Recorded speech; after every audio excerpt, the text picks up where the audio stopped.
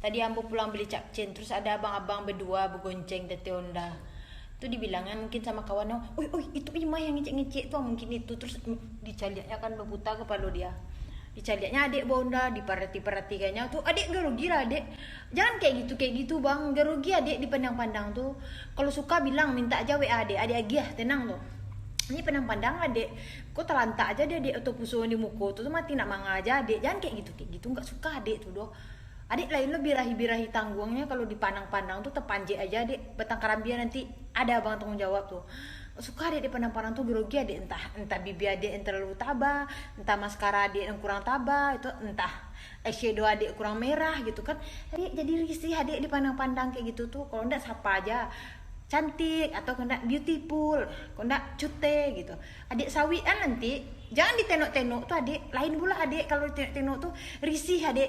Wah birahi adik.